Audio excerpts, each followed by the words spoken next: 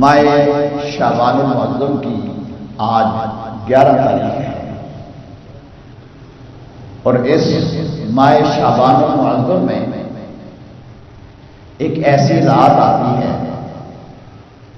جسے شب برات کہا جاتا ہے۔ شب کا معنی ہوتا ہے رات، یہ فارسی زبان کا لفظ ہے، جسے عربی میں لیلہ بھی کہا جاتا ہے۔ لیلۃ، قرآن نے کہا لیلۃ القدر خیر من الف شہر، شب قدر 1000 مہینوں سے افضل و اعلیٰ ہے۔ اللہ رب العالمین نے اس کائنات میں ساری چیزوں کو برابر پیدا نہیں فرمایا، اس کا نظام قدرت ہے۔ آپ پہاڑوں کو دیکھ لیں، کوئی اونچا ہے کوئی نیچا ہے، درختوں کو دیکھ لیں، کوئی بلند ہے کم بلند ہے چھوٹا ہے، جانوروں میں دیکھ لیں کوئی بڑا ہے کوئی چھوٹا ہے، سارے برابر نہیں۔ اسی میں حسن ہے، اسی میں کمال ہے۔ اگر سارے برابر ہوتے تو حسن باقی نہ رہتا، سارے ہی سفید ہوتے بندے تو ہم کالا کسے کہتے ہیں؟ گورے کا پتہ کیسے چلتا کہ بھئی یہ گورا ہے؟ سارے گورے ہوتے تو کسے گورا کہتے ہیں؟ سارے ہی اونچے قد والے ہوتے ہیں تو چھوٹے قد والا کسے کہا جاتا ہے؟ سارے چھوٹے ہوتے ہیں بڑا کسے کہنا ہے؟ یہ اللہ رب العالمین نے کائنات میں حسن پیدا فرمایا ہے، کسی کو بڑا کسی کو چھوٹا۔ تو جس طرح یہ ظاہری حسن و کمال ہم دیکھتے ہیں، یہ ظاہری حسن و جمال دیکھتے ہیں، اس طرح اللہ رب العالمین نے باطنی طور پہ بھی کسی نہ کسی میں کوئی خوبی پیدا فرما دی ہے۔ جس طرح سارے بندے برابر نہیں، سارے بندے برابر نہیں، عام مخلوق ہے، عام انسان ہے، عام انسانوں کو اللہ نے حیوانوں سے بہتر پیدا فرمایا۔ وَلَقَدْ كَرَّمْنَا بَنِي آدم، اللہ نے شاہ فرمایا میں نے اولاد آدم کو عزت عطا کی ہے، اس کو شرف اور مرتبہ عطا کیا ہے کہ جانور گھاس کھانے کے لیے زمین پہ اپنا منہ جھکاتا ہے، رب نے انسان کا منہ کسی اور چیز کے آگے نہیں جھکایا، اپنے آگے جھکایا۔ جانور پانی پینے کے لیے زمین پہ پانی کی طرف جہاں پانی ہوتا ہے وہاں منہ جھکاتا ہے، اور انسان پانی اٹھا کر اپنے منہ تک لے کے آتا ہے۔ جانور چمچوں کے ساتھ نہیں کھاتے، انگلیوں کے ساتھ نہیں کھاتے، انسان کو اللہ نے یہ شرف عطا فرمایا وہ اپنی انگلیوں سے کے ساتھ کھاتا ہے۔ جانور پکا کے نہیں کھاتے، انسان کو رب نے یہ بھی شرف عطا فرمایا، پکا کے نمک ڈال کے مرچیں ڈال کے مسالہ ڈال کے گھی ڈال کے۔ کبھی جانوروں کو بھی ایسا کھلایا؟ یہ انسان کا شرف ہے، انسان کی عزت ہے۔ اور پھر اس انسان میں سے جو ایماندار ہیں وہ افضل والا ہوئے، وہ اللہ کے پیارے ہوئے، اور ایمانداروں میں سے پھر جو جتنی عبادت زیادہ کرتا ہے اتنا اس کے قریب ہو جاتا ہے۔ اور پھر ان میں سے بھی اللہ رب العالمین نے کسی کو یہ شرف عطا فرمایا کہ نبوت اور رسالت عطا فرمائی، وہ ساروں سے افضل و اعلیٰ ہوئے، اور ان ساروں سے افضل و اعلیٰ ہمارے نبی صلی اللہ علیہ وآلہ وسلم۔ اعلیٰ حضرت نے اس سارے کو اپنے الفاظ میں یوں بند کیا، خلق سے اولیاء، اولیاء سے رسول، اور رسولوں سے اعلیٰ ہمارا نبی۔ جیسے سب کا خدا ایک ہے ایسے ہی تمہارا ہمارا نبی، ان کا ان کا تمہارا ہمارا نبی۔ کہ جس طرح ساری کائنات میں خدا ایک ہے، اسی طرح ساری کائنات میں حضور بھی مثال ہے۔ حضور بھی اپنے جیسا، حضور جیسا اور کوئی نہیں، حضور بھی مثلوں بھی مثال ہے۔ اسی طرح اللہ تبارک و تعالیٰ نے سارے دن بھی برابر نہیں کیے، بعض دنوں کو بعض دنوں پہ فضیلت عطا فرمائی۔ رسول پاک صلی اللہ علیہ وآلہ وسلم نے ارشاد فرمایا الجمعۃ سید الایام، فیہ ولد آدم، فرمایا جمعہ سارے دنوں کا سردار ہے، اس میں آدم علیہ السلام کو رب کائنات نے پیدا فرمایا، آپ کی تخلیق فرمائی، اور فرمایا کہ جمعے کے دن ایک ایسی گھڑی ہوتی ہے، اس گھڑی میں بندہ مومن جو رب سے دعا مانگتا ہے اللہ اس کی دعا کو قبول فرما دیتا ہے۔ جمعہ سارے دنوں جیسا نہیں ہے۔ اس طرح جمعرات کو جمعے کے ساتھ نسبت کی وجہ سے، تعلق کی وجہ سے، قرب کی وجہ سے جمعرات کو یہ فضیلت عطا کی گئی کہ جو بندہ مومن جمعرات کو فوت ہوتا ہے وہ عذاب قبر سے محفوظ ہو جاتا ہے، اور جو جمعے کو اللہ نے فضیلت عطا فرمائی وہ جمعرات کو بھی عطا فرما دی۔ گویا سارے دن برابر نہیں، اسی طرح سارے مہینے برابر نہیں۔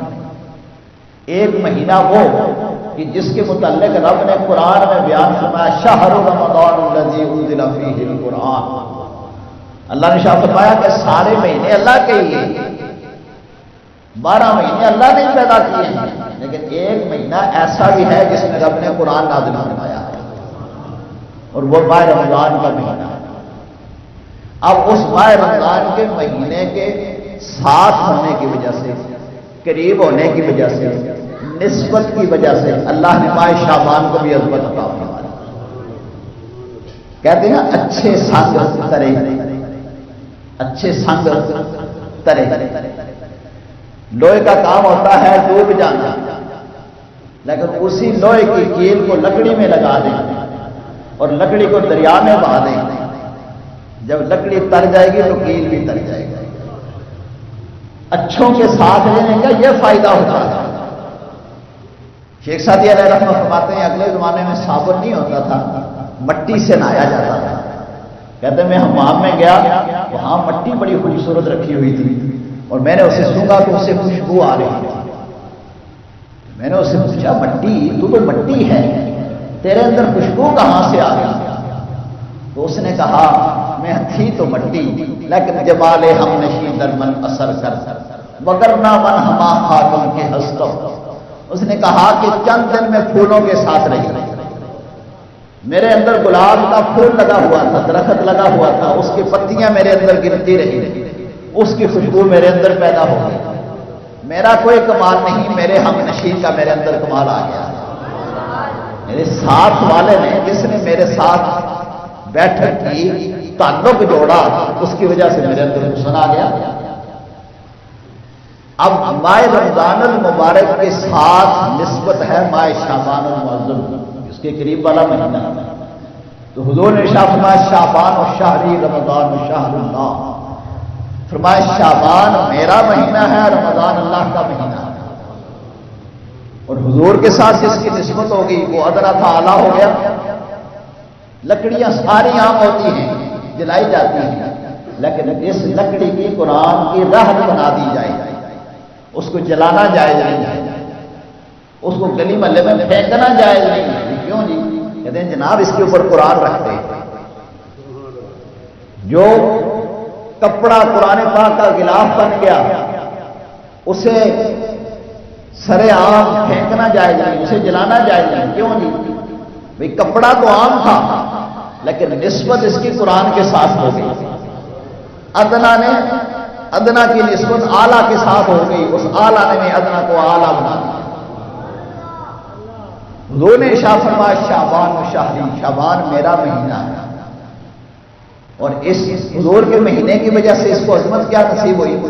حضور سب سے زیادہ اس ماہ مبارک میں روزے رکھا کرتے تھے، اور پوچھا گیا یا رسول اللہ صلی اللہ علیہ وسلم آپ اس میں کثرت سے روزے کیوں رکھتے ہیں؟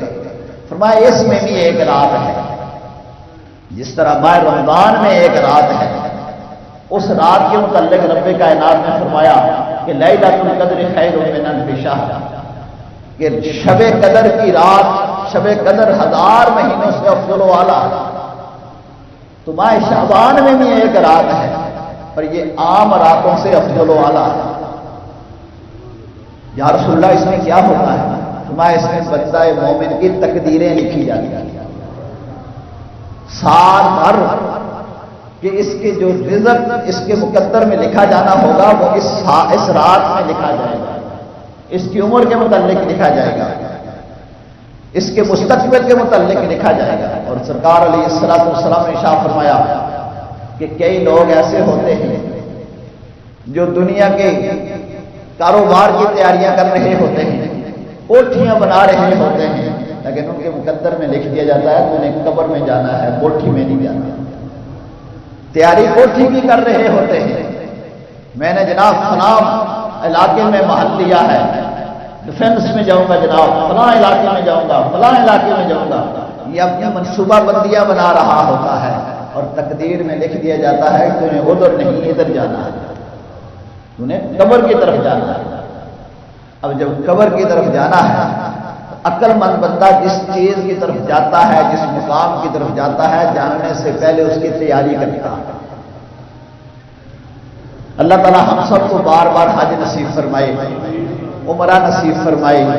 جس بندے نے عمرے کے لیے جانا ہو تو جانے سے پہلے جناب پاسپورٹ بناتا ہے، احرام خریدتا ہے، پھر وہاں کی کرنسی خریدتا ہے، اپنے پیسے دے کر وہاں کی کرنسی لیتا ہے، اور پھر جانے کا ٹکٹ اس کی تیاری کرتا ہے۔ یہ ساری چیزیں اپنے پاس تیار رکھ کر پھر جاتا ہے۔ سوال یہ ہے کہ اس سفر کے لیے جب ہم جائیں تو تیاری کر کے جائیں، بلکہ میں تو اس سے بھی بہت سی قریب کی ایک مثال دیا کرتا ہوں نماز جنازہ میں اکثر، کہ ہم یہاں اپنے گھر سے دکان پہ جاتے ہیں، وہ دکان شانوی میں ہے، وہ کشمیری بازار میں ہے، وہ کسی بھی بازار میں ہے، تو جاتے ہوئے جناب پوری تیاری کے ساتھ جاتے ہیں، کم از کم چابیاں ساتھ لے کے جاتے ہیں۔ ماں بھی کہتی ہے، بہن بھی کہتی ہے، بیٹی بھی کہتی ہے، بھائی بھی کہتا ہے، چابیاں ساتھ لے کے جانا، بھول نہ جانا، وہاں جا کے تجھے پریشانی ہوگی۔ اس گھر سے نکل کے جس دکان تک ہم جائیں تو اس کی تیاری کر کے جائیں گے۔ سوال یہ ہے کہ اگر یہاں چابیاں ساتھ نہ ملے تو واپس آ جائیں گے، کسی سے منگوا لیں گے۔ لیکن اس زندگی کے بعد کی جو زندگی ہے، جہاں ہر انسان نے جانا ہے، اور وہ قبر کی زندگی ہے، وہ مرنے کے بعد کے حالات و احوال ہیں، اس کے لیے ہم نے کتنی تیاری کی۔ اللہ رب العالمین کا مسلمانوں پہ احسان ہے، اس کی کرم نوازی ہے کہ اس نے اپنے محبوب پاک صلی اللہ علیہ وآلہ وسلم کے وسیلے سے، حضور کے ذریعے سے ہمیں چند راتیں ایسی عطا کر دی کہ ان راتوں میں تھوڑی سی بھی عبادت کر دیں اللہ بہت بڑا ثواب عطا فرماتا ہے۔ یہ حضور کی رحمت کا صدقہ ہے، وگرنہ ہمارے پاس ایسے عمل نہیں تھے۔ حضرت عیسیٰ علیہ السلام ایک پہاڑی علاقے سے گزرے، ایک پتھر کے اندر سے روشنی آ رہی تھی، آپ بڑے حیران ہوئے کہ پتھر سے روشنی، آپ اس کے قریب گئے تو اللہ تعالیٰ نے عیسیٰ علیہ السلام کی طرف وحی بھیجی کہ آپ اس پتھر کی طرف دیکھ کر تعجب نہ کریں، بلکہ اس پر اپنا عصا ماریں، اپنا ڈنڈا ماریں، اور دیکھیں اس کے اندر سے میری قدرت کا اظہار کیسے ہوگا۔ آپ نے اس کے اوپر اپنا عصا مارا، وہ پتھر پھٹا، پہاڑ ٹوٹا، اس کے اندر سے ایک اللہ کا بندہ ظاہر ہوا، اور اس کے ہاتھ میں انگور کا خوشہ تھا۔ سے پوچھا اللہ کے بندے تو یہاں کب سے؟ اس نے کہا مجھے 400 سال ہو گئے یہاں اللہ کی عبادت کر رہا ہوں، اور اللہ غیب سے مجھے یہ روزی عطا کر دیتا ہے، بس میں یہ کھا لیتا ہوں، اسی میں میرا گزارا ہے۔ حضرت عیسیٰ علیہ السلام نے اللہ کی بارگاہ میں عرض کی، یا اللہ اتنا خوش نصیب بندہ، 400 سال ہو گئے یہ مسلسل تیری عبادت کر رہا ہے تنہائی میں بیٹھ کے۔ تو اللہ تعالیٰ نے ارشاد فرمایا، پیارے عیسیٰ علیہ السلام، میں اس سے بھی خوش نصیب بندہ تجھے نہ بتاؤں؟ میرے محبوب محمد صلی اللہ علیہ وآلہ وسلم کی امت میں ایک ایسی رات ہوگی، اسے شب برات کہا جائے گا۔ اگر کوئی بندہ اس رات کی عبادت کرے گا تو اس کے 400 سال کی عبادت کے برابر اسے ثواب عطا کرے گا۔ اللہ اکبر، یا رسول اللہ، یا غوث اعظم، یا اندازہ فرمائے ہم کتنے خوش نصیب ہیں. اور عیسیٰ علیہ السلام کو اس وقت تمنا کی کاش میں اللہ کے محبوب کا امتی ہوتا. اللہ نے اپنے محبوب کے غلاموں کو کیسی کیسی شانیں عطا فرمائی. عمریں تھوڑی تھی، پہلے قوموں کی عمریں 900 سال. حضرت نوح علیہ السلام کی عمر قرآن نے بیان کی فَلَبِثَ فِيهِمْ أَلْفَ سَنَةٍ إِلَّا 50 عَامًا. یہ قرآن کہتا ہے. تو حدیث بیان کرو لوگ کہہ سکتے ہیں جناب وہ ضعیف ہے، یہ راوی ضعیف ہے. نہیں، قرآن نے کہا کہ حضرت نوح علیہ السلام 950 سال آپ تبلیغ فرماتے رہے اور آپ کی عمر مبارک اندر کہتے ہیں 1400 سال تھی. مختلف روایات. اتنی زیادہ عمریں اور اتنی زیادہ عبادتیں. رسول پاک صلی اللہ علیہ وآلہ وسلم کی امت، ان کی عمریں حضور نے ارشاد فرمایا 60 سے 70 سال کے درمیان اکثر ہو. اس سے کم و بیش بھی ہو سکتی ہے، کہیں اس سے کم عمر میں چلے جاتے ہیں. بہت کم لوگ زیادہ عمر میں بھی جاتے ہیں، لیکن اکثر و بیشتر 60-70 سال کے درمیان. اور ان 60-70 سال میں اگر ہم اندازہ لگائیں، پہلے 15 سال تو ویسے ہی گزر گئے، ہوش ہی نہیں ہوتا کہ کرنا کیا ہے، کھیلنا ہی ہے. یہ چھوٹے چھوٹے سے پوچھے جناب موبائل کا ساتھ نہیں چھوڑ دیں، ادھر سے ہٹے تو سائیکل. تو 15 سال تک تو ہوش ہی نہیں کرنا کیا ہے. 15 سال کے بعد جا کے پھر اگر ہوش آیا تو پھر اپنا مستقبل بناتے ہیں، پھر تعلیم حاصل کرتے ہیں. 25 سال تک مستقبل بنانے کے چکروں میں لگے رہے تعلیم حاصل کے لیے. 25-26 سال کی عمر کی ہوئی تو شادی ہوگی. اب شادی کے چکروں میں لگ گئے. سوال یہ ہے کہ 60 سال ایک بندے کی عمر ہے، 15 سال پہلے نکال دیے، باقی رہ گئے 45 سال. اس 45 سال میں اس نے عبادت کتنی کی؟ 24 گھنٹے کل ہیں. 8 گھنٹے سونے میں گزر گئے، 8 گھنٹے کاروبار میں گزر گئے، اور باقی جو وقت ضائع کیا اس کا ہم حساب ہی نہیں لگاتے. لیکن اس کے باوجود اللہ کی کرم نوازی دیکھیے کہ اللہ رب العالمین نے چند راتیں ایسی عطا کر دی کہ ان راتوں میں اگر ہم عبادت کر لیں تو اللہ ہزاروں سالوں کی عبادت کا ثواب عطا فرماتا ہے.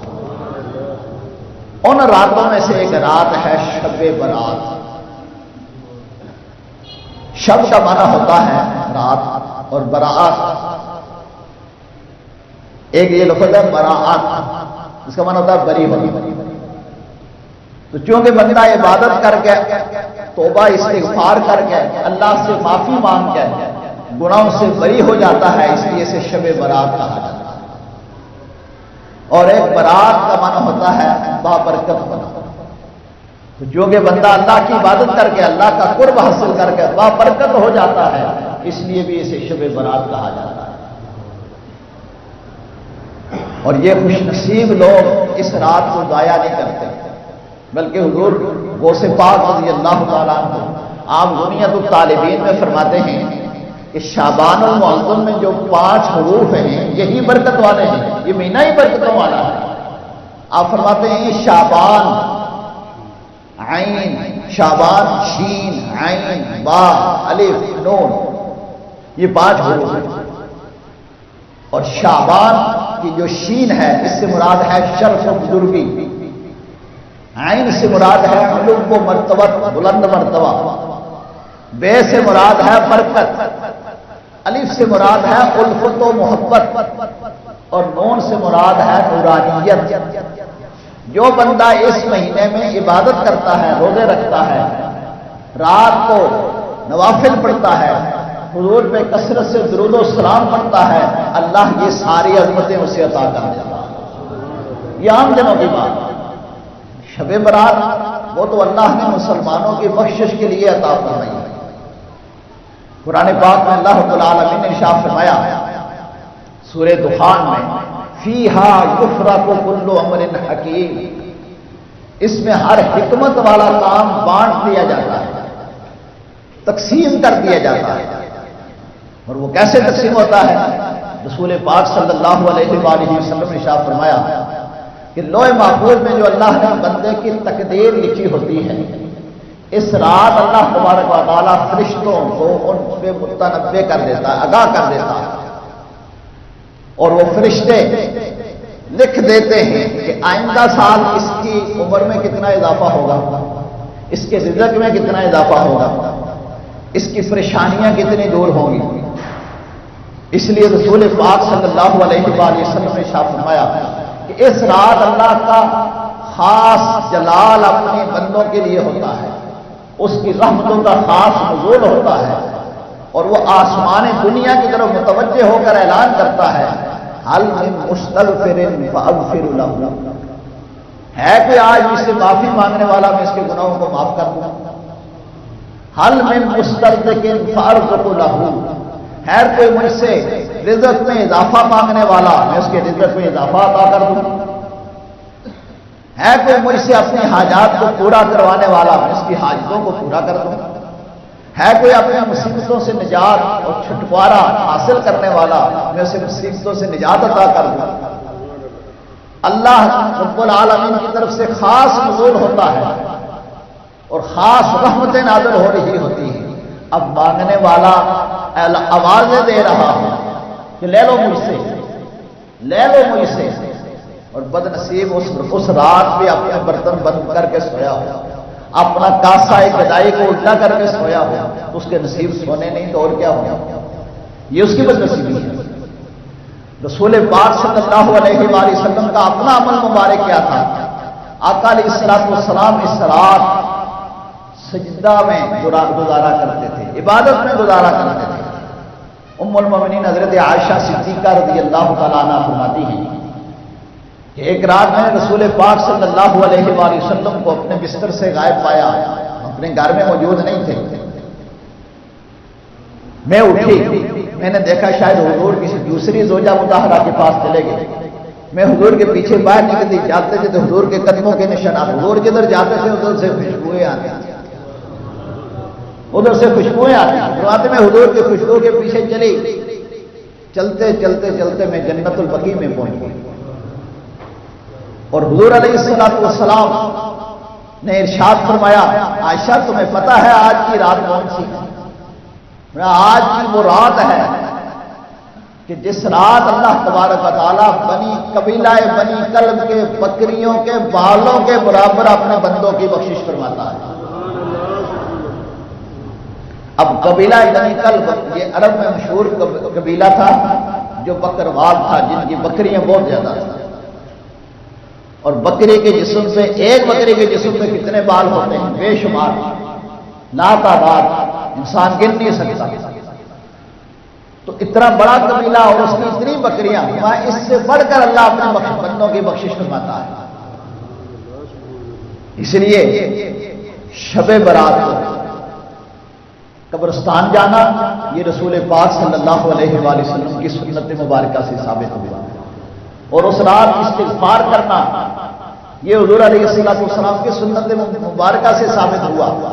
اور پھر اس موقع پر حضور نے ارشاد فرمایا جو میں نے ابھی حدیث آپ کے سامنے بیان کی کہ اللہ تبارک و تعالیٰ آسمان دنیا کی طرف نزول فرماتا ہے جس طرح اس کی شیان شان ہے، اور پھر وہ اعلان فرماتا ہے کوئی بخشش مانگنے والا میں اس کی بخشش عطا کروں گا۔ اور اس بخشش مانگنے سے، معافی مانگنے سے انعام کیا ملتا ہے، اسی سلسلے کی میں نے آج آیت مبارکہ آپ کے سامنے تلاوت کی۔ یہ سورہ نوح کی آیت نمبر 10، 11 اور 12 تین آیات مبارکہ کی تلاوت کی گئی۔ ان آیات مبارکہ میں رب کائنات نے ارشاد فرمایا حضرت نوح علیہ السلام نے اپنی قوم کو ایک وظیفہ بتایا، اور اس وظیفہ کو جو اللہ کے نبی نے اپنی قوم کو بتایا تھا اللہ نے قرآن میں بیان کیا۔ کہتے نہیں یہ پیر صاحب کا دیا ہوا وظیفہ ہے، تو نبی سے بڑھ کر بڑا پیر کون ہو سکتا ہے؟ اللہ کے نبی حضرت نوح علیہ السلام، آپ نے اپنی قوم کو کہا فَقُلْ اسْتَغْفِرُوا رَبَّكُمْ إِنَّهُ كَانَ غَفَّارًا، فرمایا اپنے رب سے معافی مانگو، بے شک وہ بہت زیادہ معاف فرمانے والا ہے۔ اب اس کا تمہیں انعام کیا ملے گا؟ فرمایا یرسل السماء علیکم مدرارا، اللہ سے معافی مانگو گے، استغفار کرو گے، استغفر اللہ ربی پڑھو گے تو اللہ موسلادھار تمہیں بارش عطا فرمائے۔ پانی میں انسان کی زندگی ہے، پانی سے انسان کی حیات ہے، پانی ہوگا تو کھیتیاں ہوں گی، ہریالی ہوگی، اناج ہوگا۔ اور پانی کیسے ہوگا، بارش کیسے نازل ہوگی؟ حضرت نوح علیہ السلام نے کہا اللہ سے استغفار کرو، استغفر اللہ ربی پڑھو، اللہ تمہارے لیے اپنی رحمت کی بارش نازل فرمائے گا۔ اور کیا انعام ملے گا؟ فرمایا وَيُمْدِدْكُمْ بِأَمْوَالٍ وَبَنِينَ، وہ بیٹوں سے اور مال سے تمہاری مدد فرمائے گا۔ گویا اگر کوئی بندہ تنگ دست ہے، غربت اس کے اوپر چھائی ہوئی ہے، اس کے گھر میں تنگ دستی ہے، اس کی ضروریات زندگی پوری نہیں ہو رہی، تو قرآن نے کہا استغفروا ربکم، اپنے رب سے معافی مانگو۔ یمددکم باموال، اللہ مال سے تمہاری مدد فرمائے گا، تمہیں مال و دولت عطا فرمائے گا۔ اور کیا انعام؟ فرمایا وبنین، اللہ تمہیں بیٹے بھی عطا فرمائے گا۔ اگر کوئی بندہ بے اولاد ہے یا اولاد تو ہے لیکن نافرمان ہے، تو اس کا بھی حل قرآن نے بتایا کہ وہ اللہ سے استغفار کرے، استغفر اللہ ربی پڑھتا رہے، اللہ اس کے رزق میں بھی برکت عطا فرمائے گا، اس کی اولاد میں بھی برکت عطا فرمائے گا۔ اور کیا انعام؟ فرمایا وَيَجْعَلْ لَكُمْ جَنَّاتٍ وَيَجْعَلْ لَكُمْ أَنْهَارًا، اللہ تمہارے لیے باغات بنا دے گا اور تمہارے لیے نہریں جاری فرما دے گا۔ یہ استغفر اللہ ربی من کل ذنب، یہ پڑھنے سے یہ انعام ملتے ہیں، یہ عام دنوں میں تو شب برات میں پڑھنا پڑ زیادہ باعث ثواب۔ حضرت حسن بصری رحمۃ اللہ تعالی علیہ کے پاس ایک شخص حاضر ہوگا، اسی تفسیر میں سید نعیم الدین مراد آبادی علیہ رحمۃ لکھتے ہیں، اس شخص نے کہا کہ حضور میں کھیتی باڑی کا کام کرتا ہوں لیکن کافی عرصے سے بارش نہیں ہو رہی، میرا غلہ تباہ و برباد ہو رہا ہے۔ آپ نے فرمایا استغفر اللہ پڑھا کر۔ کیا پڑھا کر؟ استغفر اللہ۔ کیا پڑھنا ہے؟ استغفر اللہ۔ کیا پڑھنا ہے؟ یہ لوگ بات کہتے ہیں نا استغفار، استغفار تو پڑھتے نہیں، استغفار پڑھتے ہیں۔ یہ استغفار کوئی لفظ نہیں ہے، اصل لفظ ہے استغفر اللہ۔ کیا لفظ ہے؟ استغفر اللہ ربی پڑھ لینا بہت اچھا ہے، من کل ذنب پڑھ لینا اور سے زیادہ اچھا ہے۔ پانچواں کلمہ اسی لیے یاد کرایا جاتا ہے، اگر کسی کو پانچواں کلمہ مکمل آتا ہے تو سبحان اللہ، بڑی اچھی بات ہے، یہ مکمل استغفار ہی۔ تو اس حضرت حسن بصری رحمۃ اللہ تعالی علیہ نے اس شخص کو کہا کہ اگر تیری کھیتی باڑی تیرے غلے میں کمی ہے تو تو استغفر اللہ پڑھا کر۔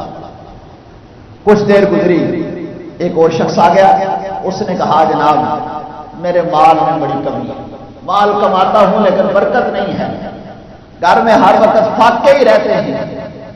فرمایا استغفر اللہ ربی پڑھا کر۔ کیا پڑھا کر؟ استغفر اللہ ربی، یہ پڑھا کر، استغفر اللہ، اس میں بھی استغفر اللہ۔ ایک اور بندہ آ گیا، کہنے لگا حضور میری اولاد ہے ہی، بے اولاد ہے۔ فرمایا استغفر اللہ پڑھا کر۔ کچھ دیر کے بعد ایک اور بندہ آ گیا، کہا حضور اولاد تو ہے لیکن نافرمان ہے، میری عزت نہیں کرتی، فرمایا استغفر اللہ پڑھا کر۔ اب آپ کے مریدین، آپ کے متعلقین جو آپ کے پاس بیٹھے تھے، نے کہا جناب مختلف سائل آئے، کسی نے کہا کہ میرے کاروبار نہیں ہے، کسی نے کہا بچے نافرمان ہیں، کسی نے کہا اولاد ہے ہی نہیں ہے، آپ نے سب کو ایک ہی بات بتائی۔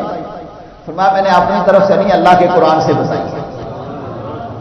اللہ کے قرآن میں یہی حل ہے کہ اللہ سے معافی مانگو، اللہ تمہاری مشکلیں آسان فرما دے۔ اور توبہ کرنے والا، حدیث شریف میں آتا ہے جب بندہ اپنے گناہ سے توبہ کرتا ہے اللہ کو اتنا پیارا ہوتا ہے۔ حدیث شریف میں مثال دے کر سمجھایا گیا کہ اگر کسی شخص کا حالت سفر میں جنگل بیابان ہو اور وہاں سواری کے اوپر رکھا ہوا اس کا سامان ہو اور وہ سواری گم ہو جائے، بندہ سواری رات کا سو گیا تھا، سواری گم ہو گئی، اب اس کے اوپر اس کا سامان تھا کھانے پینے کا، تو بندہ کتنا پریشان ہوگا کہ جناب اجڑ گیا، میرے پاس تو رائی کچھ نہ، اور اب اچانک اس کی وہ سواری واپس آ جاتی ہے تو اس کی خوشی کا عالم کیا ہوگا۔ فرمایا یہی مثال ہے اس بندے کی جو بندہ رب کا نافرمان ہے نماز نہیں پڑھتا، روزے نہیں رکھتا، اچھے کام نہیں کرتا، لیکن اگر وہ توبہ کر لیتا ہے، اپنے گناہوں سے معافی مانگ لیتا ہے، اللہ کے حضور حاضر ہو جاتا ہے، اللہ اس پہ اسی طرح راضی ہو جاتا ہے جس طرح یہ بندہ اپنی سواری کو دیکھ کے خوش ہو جاتا ہے۔ اللہ اپنے بندے پہ اسی طرح خوش ہوتا ہے۔ اور التائب من الذنب کمن لا ذنب لہ، گناہوں سے معافی مانگنے والا ایسا ہوتا ہے گویا اس نے گناہ کیا ہی نہیں۔ لیکن یہ بات بھی یاد رکھیں، یہ گناہوں سے معافی مانگنا یہ صرف زبان سے نہیں، ہم جو معافی مانگتے ہیں نا، اس معافی سے بھی ہمارے گناہ بھی معافی مانگتے ہیں۔ بغل میں چھری اور منہ میں رام رام، ہاتھ میں تسبیح پکڑی ہوتی ہے اور ادھر جناب سودا بھی غلط توڑ رہے ہوتے ہیں، ادھر جھوٹ بھی بول رہے ہوتے ہیں، 2 نمبر مال بھی بیچ رہے ہوتے ہیں، رشوت لے رہے ہوتے ہیں، سود کھا رہے ہوتے ہیں، اور ہاتھ میں تسبیح چل رہی ہے۔ اس تسبیح کا فائدہ نہیں۔ استغفار کیا ہے؟ توبہ کیا ہے؟ توبہ یہ ہے کہ جو اس سے گناہ ہو گئے وہ سچے دل سے اپنے رب سے معافی مانگے کہ اے اللہ میں آئندہ نہیں کروں گا، اور آئندہ گناہ نہ کرنے کا پختہ ارادہ کرے، اس کا نام معافی ہے۔ اور اس کے لیے پھر 2 صورتیں ہیں۔ اگر اس گناہ کا تعلق کسی بندے کے ساتھ ہو، حقوق اللہ، حقوق العباد کے ساتھ ہو، اگر کسی بندے کا حق غصب کیا ہے تو جب تک اس کا حق ادا نہیں کرے گا رب بھی معاف نہیں فرمائے گا۔ مثال کے طور پر کسی کا قرضہ لے کے دبایا ہوا ہے، واپس نہیں کر رہا، اسے ستا رہا ہے۔ کسی کے پیسے دبائے ہوئے ہیں، کسی کی زمین پہ ناجائز قبضہ کیا ہوا ہے، کسی سے رشوت کے طور پر پیسے لیے ہوئے ہیں، سود کے ذریعے سے کسی سے پیسے لیے ہوئے ہیں، تو جب تک حقدار کو اس کا حق واپس نہیں کرے گا اللہ بھی معاف نہیں فرمائے گا۔ تو پہلا حق تو یہ ہے کہ اگر کسی بندے کے حق کے ساتھ وابستہ ہے اس بندے کا حق واپس کریں، اس کو واپس لوٹائیں۔ اگر وہ ایسی صورتحال ہے کہ وہ بندے کا پتہ ہی نہیں ہے پھر کیا کریں؟ مثال کے طور پر جمع نیمیا میں ایک مرتبہ میں نے پہلے بھی آپ کو یہ بات بتائی تھی، ایک پولیس کا افسر آیا اور اس نے آ کر کہا کہ میں سچے دل سے توبہ کر لی ہے لیکن مجھے اپنے پچھلے گناہوں میں ندامت ہوتی ہے، میں چوک میں کھڑے ہو کر لوگوں سے پیسے لیتا تھا، کسی سے 50، کسی سے 100، کسی سے 500۔ اب آپ فتویٰ یہ دیتے ہیں کہ جناب جب تک حقدار کو حق واپس نہیں کریں گے اللہ کی طرف سے معافی نہیں ہوگی۔ میں نے تو چوک میں کھڑے ہو کر لوگوں سے لیے، اب تو وہ بندے مجھے نہیں یاد، نہ میں ہر ایک کو واپس کر سکتا ہوں، اب میں اس کا حل کیا کیا؟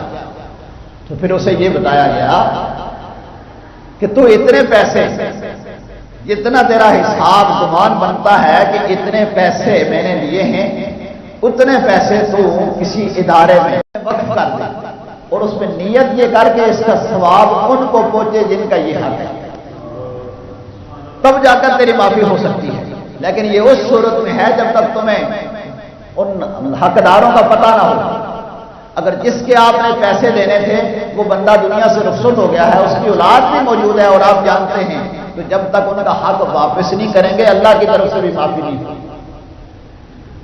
تو بندے سے معافی اس صورت میں یہ ہے کہ بندے کا حق واپس کریں، اور اس طرح اللہ رب العالمین کے جو گناہ کیے ہیں اگر ان کی ادائیگی ہو سکتی ہے تو ان کی ادائیگی جب تک نہیں ہوگی تب تک معافی نہیں۔ مثال کے طور پر اگر کسی بندے کے اوپر زکوٰۃ لازم تھی اس نے نہیں ادا کی، پچھلے کئی سالوں کی زکوٰۃ اس کے ذمہ لازم ہے، اب کہ جی میں توبہ استغفار کرتا ہوں، اب استغفار کے ساتھ ساتھ یہ بھی لازم ہے پچھلی زکوٰۃ ادا کرے، پچھلی نمازیں اس کے ذمہ ہیں تو یہ بھی لازم ہے کہ پچھلی نمازوں کی قضا کرے، پچھلے ماہ رمضان المبارک کے روزے اس کے ذمہ ہیں تو صرف معافی سے بات نہیں بنے گی اور روزوں کی قضا کرے، پچھلا حج اس کے ذمہ ہے، جب تک حج ادا نہیں کرے گا صرف زبانی کلامی معافی سے بات نہیں بنے گی۔ تو یہ رات آ گئی، اس رات بخشش کی ساتیں اللہ عطا فرماتا ہے، لیکن کچھ بد نصیب ایسے ہیں جن کی اس رات میں بخشش نہیں ہو سکتی۔ اب میں آپ کو چند لمحات میں بتا کر میں بات کو ختم کرتا ہوں تاکہ اگر وہ خرابیاں ہم میں سے کسی میں ہوں تو اپنی اس خرابی کو دور کریں، کہیں ایسا نہ ہو کہ یہ عظمت والی رات میں بھی ہم اللہ کی رحمت سے محروم رہ جائیں۔ رسول پاک صلی اللہ علیہ وآلہ وسلم نے ارشاد فرمایا کہ شب برات میں سب کی بخشش کر دی جاتی ہے مگر کچھ بد نصیب ایسے ہیں وہ ان کی بخشش اس رات میں نہیں ہوتی جب تک کہ وہ سچے دل سے معافی نہ مانگے۔ نمبر 1 شراب کا عادی، نمبر 2 ماں باپ کا نافرمان، نمبر 3 زنا کا عادی، نمبر 4 قطع تعلق کرنے والا، رشتہ داروں سے محلے داروں سے تعلق توڑنے والا، کسی سے نہیں ملنا، نہ ماسی سے، نہ تالا تایا سے، نہ خالہ سے، کسی سے ملنا نہیں۔ ایسے بندے کو بھی اللہ معاف نہیں کرتا جب تک کہ یہ تعلق جوڑ نہ لے۔ اور نمبر 5 تصویر بنانے والا اور بنوانے والا، اور نمبر 6 چغل خور، ایک کی بات دوسرے کے آگے کرنے والا اور دوسرے کی تیسرے کے آگے کرنے والا، اور ایک یہ کہ کینہ پرور دل میں بغض رکھنے والا۔ جب تک دو مسلمان آپس میں ناراض ہیں، جب تک وہ آپس میں ایک دوسرے کو راضی نہیں کر لیں گے، اللہ بھی انہیں معافی نہیں عطا فرمائے گا۔ اس لیے رات جو کہ آ رہی ہے، ہم نے بار کیلنڈر بھی لگا دیا، بینر بھی لگا دیا ہے، اور آپ انشاءاللہ اس رات یہاں مزید تقریر بھی سنیں گے، بعض نصیحت بھی سنیں گے، لیکن جن چیزوں کے لیے ضروری ہے کہ اس سے پہلے ہم اپنے آپ کو پاک کر لیں، سچے دل سے آج توبہ کر لیں کہ آئندہ سے نماز کی پابندی کریں گے، آئندہ سے نماز کی پابندی کریں گے، اور ماہ رمضان مبارک انشاءاللہ روزے رکھیں گے، اور زکوٰۃ جس پہ لازم ہے اپنی زکوٰۃ کی ادائیگی کرے گا۔